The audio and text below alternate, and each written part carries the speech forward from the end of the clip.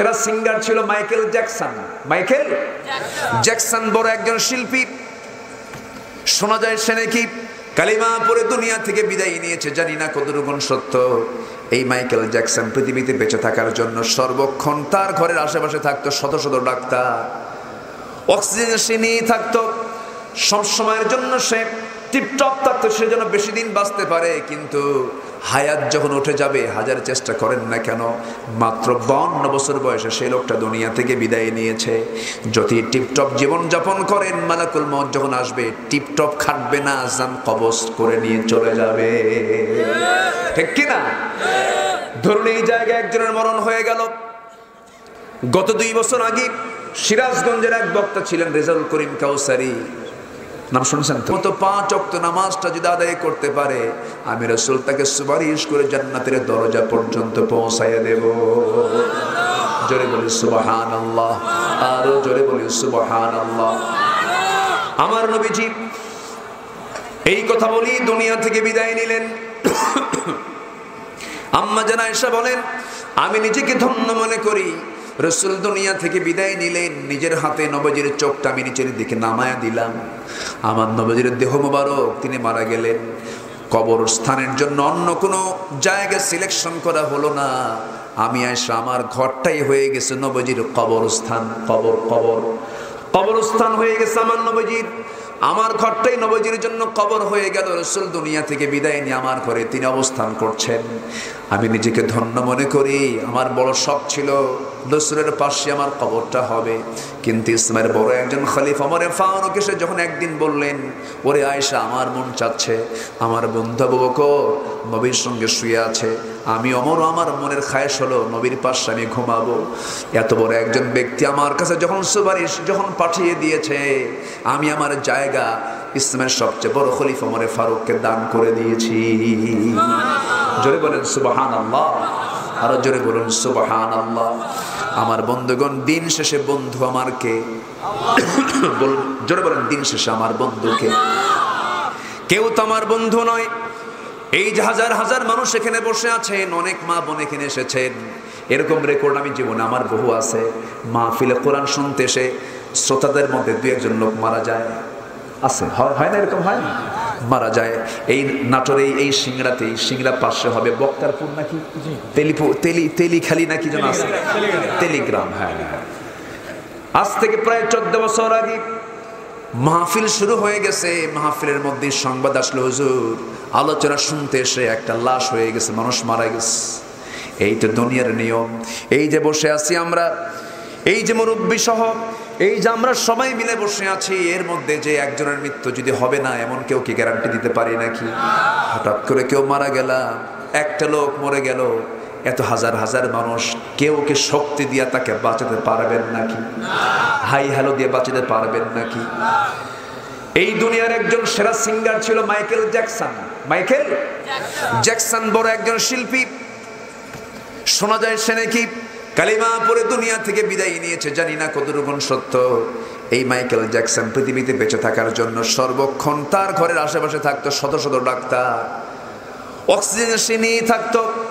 সব সময়ের জন্য সে টিপটপ থাকতো, সে যেন বেশি দিন বাঁচতে পারে। কিন্তু হায়াত যখন উঠে যাবে, হাজার চেষ্টা করেন না কেন, মাত্র 52 বছর বয়সে সেই লোকটা দুনিয়া থেকে বিদায় নিয়েছে। যদি টিপটপ জীবন যাপন করেন, মালাকুল মউত যখন আসবে টিপটপ খাটবে না, জান কবজ করে নিয়ে চলে যাবে। ঠিক কিনা? ধরুন এই জায়গায় একজনের মরণ হয়ে গেল। গত 2 বছর আগে সিরাজগঞ্জের এক বক্তা ছিলেন রেজাউল করিম কাউসারি, নাম শুনছেন তো? অনেক সুন্দর কথা বলেছেন, ভালো কথা বলতেন, সৃজনশীল মানুষ ছিলেন, খুব ছন্দ দিয়ে কথা বলতেন। তিনি আমাকে নিজে দাওয়াত দিয়েছিলেন, তার মাদ্রাসায় আমি গিয়েছিলাম। খুব ভালো মানুষ। যেই মঞ্চে কথা বলতে গিয়ে দুনিয়া থেকে বিদায় নিয়েছেন, এবছর সেখানে মাহফিল ছিল আমার। কমিটি বলতে বলতে কেঁদে ফেলে বলছেন, হুজুর প্রায় 1 ঘন্টা 100 ঘন্টা আলোচনা করলেন, তিনি হঠাৎ করে ঘাড় মোটকে চেয়ারেই দুনিয়া থেকে বিদায় নিলেন। এই তো দুনিয়ার নিয়ম। কি করবেন সেই সময়? সর্বজোর বড় জোর। স্বাস্থ্য কমপ্লেক্সকে ফোন দিবেন, অ্যাম্বুলেন্স হাজির হয়ে যাবে। অ্যাম্বুলেন্সটাতে সেই লাশটা ধরে নিয়ে চোখের পানি ফেলতে ফেলতে গিয়ে সবাই মিলে অ্যাম্বুলেন্সে লাশটা ভরায় দিয়ে বলবেন, ড্রাইভার লাশটাকে বাড়িতে পৌঁছায় দাও। লাশটা বাড়ি পর্যন্ত চলে যাবে, কিন্তু বাড়ির সদস্যগুলো এত বড় পাষাণ, বউটা পর্যন্ত লাশটাকে ঘরের মধ্যে তুলবে না, সন্তানরা পর্যন্ত তুলবে না। নিজে কষ্ট করে ঘর বানালাম, নিজে কষ্ট করে বাড়ি বানালাম, কত স্বপ্ন করলাম বউ বাচ্চার জন্য। লাশ হয়ে যখন বাড়িতে লাশটা নিয়ে যাবে, একটা বারের জন্য ঘরের মধ্যে আমার লাশটা তুলবে না, বারান্দাতেও জায়গা হবে না। আমাকে ধরিয়ে নিয়া একটা কোনায় কাপড় দিয়ে পর্দাড়াল করে দিয়া চোখের উপরে নিথর দেহটা শোয়া দেবে রে। বাঁশ চাপা দেওয়ার জন্য বাঁশ কাটবে, সবাই মিলে বাঁশ কাটতে যাবে। আরেকজন চলে যাবে নাটোর বাজারে কাফনের কাপড় কেনার জন্য। এমব্রয়ডারি কাপড় চলবে না, সেলাইওয়ালা কাপড় চলবে না, কোনো কাপড় চলবে না। সব কাপড়গুলো আলমারিতে তাকে তাকে শোভা পাবে, সব পড়ে থাকবে রে।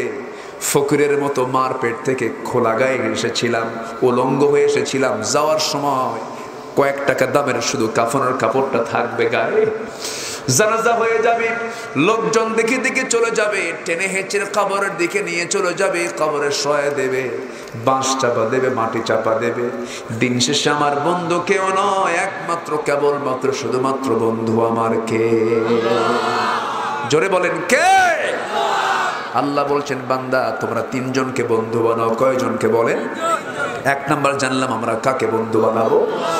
সূরা মায়েদার একটু মিলায়ে দেই, কথা তো অনেক থেকে যায়, সারা রাত কথা বললেও তো শেষ হবে না, কিন্তু আমলের বেলায় শূন্য থাকা যাবে না। আমরা আমলটা করবো, জোরে বলি ইনশাআল্লাহ। সামনের মাসের নাম কি আসতেছে বলেন? বলেন কি মাস? রমজান। রমজান নাম রাখলে কিন্তু রমজানের হক হয় না। নাম হলো রমজান আলী, কিন্তু রমজান মাসে মদ খায়, আছে না নাই? এইরকম হওয়া যাবে না। রমজান যখন আসতেছে, আল্লাহ রমজান মাসটাকে মৌসুম করে দিয়েছেন। জামাইদেরকে শ্বশুররা দাওয়াত দেয়। ফলের মৌসুম হলো আমার দেশে কোন মাস?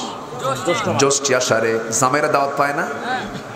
কি এবার আস্তে আস্তে করবে, কি দাওয়াত হয় না নাকি? এই জামাইকে দাওয়াত দেন না? কমে যাচ্ছে। ও আপনার আর দাওয়াত, আপনি তো বুড়া হয়ে গেছেন, আপনি কমে যাবেন তো। এখনো দাওয়াত খাবেন? শ্বশুর শাশুড়ি নাই তো? না, দাওয়াতের দরকার আছে না নাই? বলেন আছে না নাই? খাওয়ানো উচিত, খাওয়া উচিত। রসুলকে বলা হলো সবচেয়ে শ্রেষ্ঠ কাজ কি? রসুল বলেন সালাম দেওয়া আর পরস্পরে খাওয়া, পরস্পরে খাওয়ানো। আল্লাহু আকবার বলেন। ক্বালা তুতঈমুত তুআম ওয়া তুকরিউস সালামা আলা মান আরাফতা ওয়া মান লাম তারিফ। খাওয়াও, খাওয়ালে মহব্বত কমে না বাড়ে? কিন্তু খাওয়াই তো বিড়ি খাওয়াই। চৌরাস্তার মোড়ে বৈশা বিড়ির সঙ্গে বিড়ি লাগায় দেয়, দোস্ত খাও, একটার পর একটা টান। এটাকে খাওয়ানো হলো? যে বিড়ি খায় তার ক্ষতি বেশি না যে পাশে বসে থাকে তার ক্ষতি বেশি? বলেন, যে বিড়ি টানে তার ক্ষতি বেশি না যে পাশে বসে থাকে তার ক্ষতি বেশি? যে পাশে বসে তার ক্ষতি বেশি। শুধু নিজের ক্ষতি করছেন না আপনি, হয়তো আপনি মনে মনে ভাবতেছেন হুজুর আপনি তো বিড়ি খান না, বুঝবেন কি এর মজা কি, হয়তো অনেকে চিন্তা করতেছেন। কিন্তু ক্ষতি তো অনেক, দুনিয়ারও ক্ষতি, আখিরাতেরও ক্ষতি। আল্লাহ তাআলা সকল নেশা থেকে জাতিকে হেফাজত করুন। নেশা থেকে বাঁচার জন্য আল্লাহ তাআলা রমজান দিয়েছেন। কি দিয়েছেন? রোজা রাখো। নেশা থেকে নিজেকে প্র্যাকটিসের মধ্য দিয়ে নিজেকে মুক্ত রাখো। সারাদিন রোজা ঠিকই রাখে, সন্ধ্যা ইফতারের পরে বিরুদ্ধ করে সামনে দেখো মাথা ঘোরে, মাথা ঘোরে, আসে না নাই? বিড়ি দে, সারাদিন রোজা রেখে আপনি বিড়ি টানলেন, তাহলে কি হলো? নেশা থেকে আমরা নিজেকে বাঁচাবো, জোরে বলি ইনশাআল্লাহ। আগামী রমজান আসতেছে, সোয়াবের মৌসুম। জ্যৈষ্ঠী আষাঢ় হলো কিসের মৌসুম? ফলের মৌসুম। জ্যৈষ্ঠী আষাঢ় সোয়াবে না, রাত বেশি হয়ে গেছে, বুঝতে পারছি। জ্যৈষ্ঠী আষাঢ় কিসের মৌসুম? ফলের। জামাইদের মৌসুম, জামাইরা দাওয়াত পায়। জ্যৈষ্ঠী আষাঢ় হলো ফলের মৌসুম, আর রমজান হলো সব লুটে পেটে নেওয়ার মৌসুম। সব লুটপাট করে নিতে হবে। কি করে নিতে হবে? লুটপাট করে নিতে হবে। এই মাসে 70 বার আল্লাহ বলবো, ওই মাসে একবার আল্লাহ বলবো। সুবহানাল্লাহ বলবেন না? এই মাসে ফরজ নামাজ, ওই মাসে নফল নামাজ। আল্লাহু আকবার বলেন। কিন্তু এখানে একটা প্রশ্ন করি, প্রশ্ন হলো কোরআন পড়তে পারেন মুসলমান কারা কারা? হাত কি কারো ওঠা বাদ থাকবে? বলেন, হাত কে কারো ওঠা বাদ থাকবে? হাত তুলতে কই নাই তো, সবাই তো মুসলমানই, সবাই মুসলমান, হাত সবাই তুলবেন, এটা ভালো কথা। কিন্তু যদি বলি কোরআনটাকে সহি করে পড়তে পারেন কয়জন? সবার কি হাত উঠবে? আসতে বলে, সবার কি হাত উঠবে? তাহলে এই যে উঠলো না হাত, এটার জন্য এক নম্বর দোষ কার? এই কার দোষ দিছে এখানে? দেখছেন একজন কিছু আল্লাহর দোষ। আসেন আমরা দোয়া করি নাকি? দোয়া করবো, আলোচনা চালাবো। খালি যে ভুল ভাল বলতেছেন আপনারা।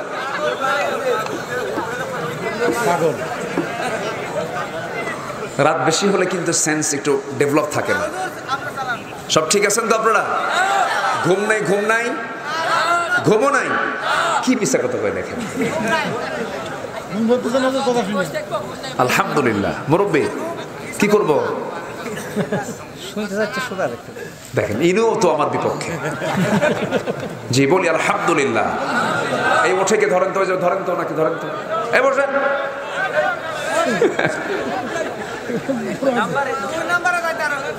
বসেন, একটু মজা করলাম, রাগ করেন না, আবার কেউ উঠবেন না, মেহরবানি করে বসো। এই তো আর কিছুক্ষণ আমাদের বন্ধু তিনজন আমরা আজকে শুনে যাব, জোরে বলি ইনশাআল্লাহ। তাহলে কোরআন যে আমরা পড়তে পারি না, পড়া শিখি না, এটার জন্য এক নাম্বার ব্যর্থতা নিজের, কিন্তু পারিবারিক দোষও আছে না নাই? খালি কেজিতে পাঠায়, কিসে পাঠায়? কেজিতে পাঠায়, কেজিতে। সেরের ওজন বেশি না কেজির ওজন বেশি? কেজির ওজন বেশি। এই জন্য বাচ্চার গায়ের যে ওজন, ব্যাগের ওজন তার চেয়ে ডবল। ব্যাগ নিয়ে পিঠ বাঁকা হয়ে যায়। এত বই ছোট বাচ্চাকে দেওয়া হয়, এত বই পড়ার দরকার নাই। ছোট্ট বাচ্চার সিনাতে কোরআন ঢুকায় দেন। আপনার সন্তানকে পৃথিবীর কেউ পাহারা দেবে না, কোরআন আপনার সন্তানকে পাহারা দেবে। রমজান মাস হবে কোরআন শেখার মাস, জোরে বলি ইনশাআল্লাহ। সবাইকে কোরআন শিখতে রাজি আছেন? কোরআন শিখবো আমরা। আগামী রমজান হবে কি শেখার রমজান? রমজান মাসে কি নাজিল হয়েছে? কোরআন নাজিল হয়েছে।